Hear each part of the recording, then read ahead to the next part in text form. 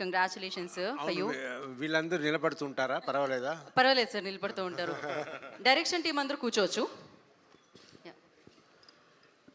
మీ అందరికీ నమస్కారం. ఈ సినిమా ఇంత పెద్ద సినిమా అయ్యింది, ఇంత బాగా వచ్చింది, ఇంత పేరు వచ్చింది అంటే దానికి అభిలాష్ రెడ్డి గారు ముఖ్య కారణం. ఆయన సూపర్గా ఈ సినిమాని తీర్చిదిద్ది ఈ బైకర్ని మన ముందు తీసుకొచ్చారు. ఆయన అలా తీసుకురావడానికి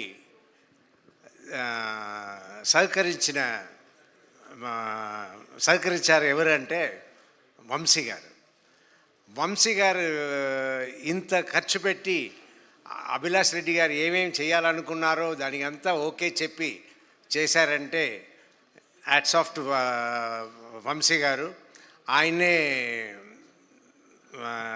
నాకు మెయిన్ పర్సన్గా కనిపిస్తున్నారు. ఏ ప్రాబ్లం లేకుండా ఇంత పెద్ద బడ్జెట్ సినిమాని ఇవాళ రిలీజ్ చేసి సక్సెస్ఫుల్గా రన్ చేస్తున్నారు. అండ్ నా జీవితంలో మా అక్క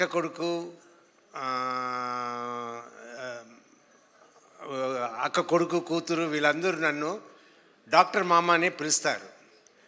ఎవరు నన్ను ఆ తర్వాత వాళ్ళ పిల్లలు పుట్టి కూడా వాళ్ళు కూడా నన్ను డాక్టర్ మామ అనే పిలుస్తారు.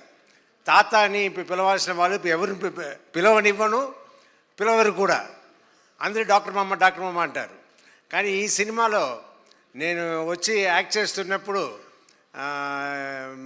సర్వా గారి సినిమాలో చేస్తున్నాము, ఎలా ఉంటుందో ఏది ఉంటుందో అనుకున్నప్పుడు ఓ రోజు సీన్లో ఈ అబ్బాయి వచ్చి తాత అంటాడు. నా తాత అంటే నాకు అయ్యో ఏంట్రా ఇలా అంటున్నారు అన్నట్టు నేను ఫీల్ అయ్యి సరే మన అందరినీ మన సొంత వాళ్ళని అందరినీ ఎవరిని తాత అని పిలవనివ్వలేదు కదా, ఇక్కడ ఫస్ట్ బోల్డ్గా సినిమాలనే అందరూ చూసేలా తాత అని పిలిచేశారు అని అనుకున్నాను. బట్ ఆ క్యారెక్టర్కి ఆ తాత అనడం, ఆ సీన్స్ అంతా చాలా స్వీట్గా ఉంటుంది. సినిమాలో అందరూ ఎంజాయ్ చేసేలా ఉంటుంది. ఇంకా ఈ సినిమాలో నాకు ఇంత మంచి పేరు వచ్చిందంటే దాని అభిలాష్ రెడ్డి కారణం. అండ్ సర్వా కూడా నన్ను చాలా బాగా చూసుకున్నారు సెట్స్లో. అది ఉంటేనే మనం కూడా ఫ్రీగా యాక్ట్ చేయగలుగుతాము. సో ఐఎమ్ లక్కీ ఈ సినిమాలో నేను యాక్ట్ చేసిన దానికి, ఈ క్యారెక్టర్ నేను పోషించడానికి అవకాశం ఇచ్చిన అందరికీ, అలాగే ఈ సినిమాలో పనిచేసిన టెక్నీషియన్స్ అందరికీ చాలా థ్యాంక్స్ చెప్పుకుంటాను. Thank you sir, thank you so much. And